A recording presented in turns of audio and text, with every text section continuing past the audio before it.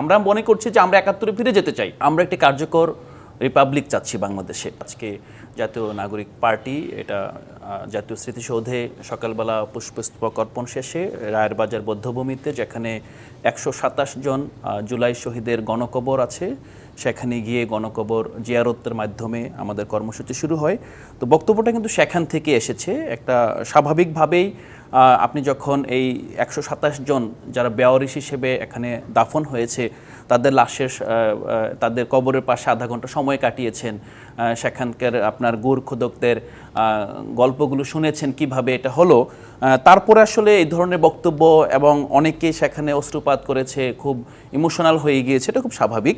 তবে আমি যেটা বলবো যে এটা আমাদের যে দলীয় অবস্থান, আমরা অবস্থান আবারও বলছি যে আমরা একটি কার্যকর রিপাবলিক চাচ্ছি বাংলাদেশে। আমরা যে প্রতিষ্ঠানগুলো ভেঙে পড়েছে, যেই সংবিধানের মাধ্যমে সাংবিধানিক স্বৈরতন্ত্র প্রতিষ্ঠিত হয়েছে, যে সংবিধানকে জুলাই অভ্যুত্থানের মাধ্যমে জনগণ ছুঁড়ে ফেলে দিয়েছে, আমরা যেটা বলছি যে সরকার শপথ গ্রহণ করেছে, হ্যাঁ শপথ গ্রহণ করেছে হাইকোর্টের একটি রেফারেন্সের ভিত্তিতে, কিন্তু এই সরকারের সাথে এই সংবিধানের কোনো কার্যত সম্পর্ক নেই।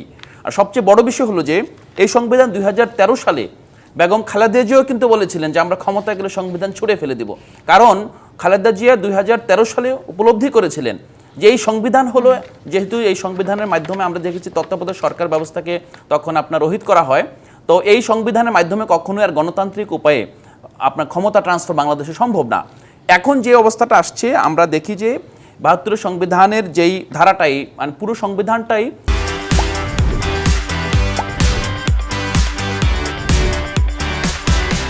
মূলত একনায়কতন্ত্র তৈরির একটা একেবারেই মানে একেবারে ডিজাইনড একটা মেকানিজম সেখানে আছে।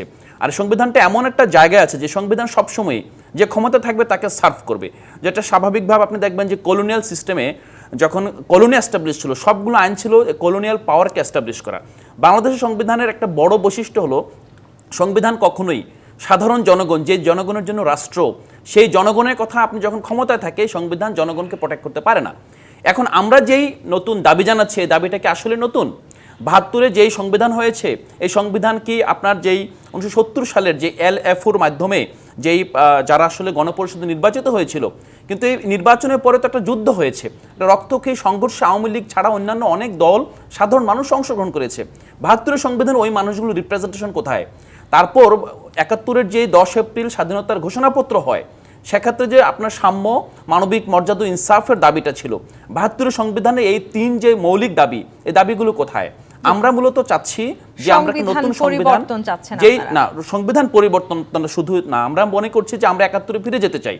৭১-এ যেই দাবিতে আমাদের পূর্বপুরুষগণ মুক্তিযুদ্ধে নেমেছিলেন, তারা একটা জেনারেশন নিজেদের স্যাক্রিফাইস করেছেন একটা নতুন রাষ্ট্রের জন্য, সেই রাষ্ট্রের আকাঙ্ক্ষা ৭২-এর সংবিধানের মাধ্যমে ভুলুণ্ঠিত হয়েছে। আমরা একেবারে নতুন একটি সংবিধান চাইছেন এবং গণপরিষদ সেটিও আপনারা বলেছেন। আবার একটু স্পষ্ট করে বলছি, আমরা কিন্তু দেখেন একটা বিষয়, আমরা খুব মানে আমরা প্রতিটা একটা রাজনৈতিক প্ল্যাটফর্ম হিসেবে, দল হিসেবে আমরা কিন্তু অ্যাকোমোডেট করছি। আমরা বিদ্যমান যে পক্ষগুলো আছে তাদের সাথে আমাদের যে অবস্থানকে আমরা প্রতিনিয়ত আমরা অ্যাডজাস্ট করছি। একটা বিষয় আমরা বলেছি গণপরিষদ নির্বাচন, কিন্তু আমরা বলছি যে না, গণপরিষদ নির্বাচন ১৯৭০ সালের LFOর মতো একই সাথে জাতীয় নির্বাচন এবং গণপরিষদ নির্বাচন হতে পারে।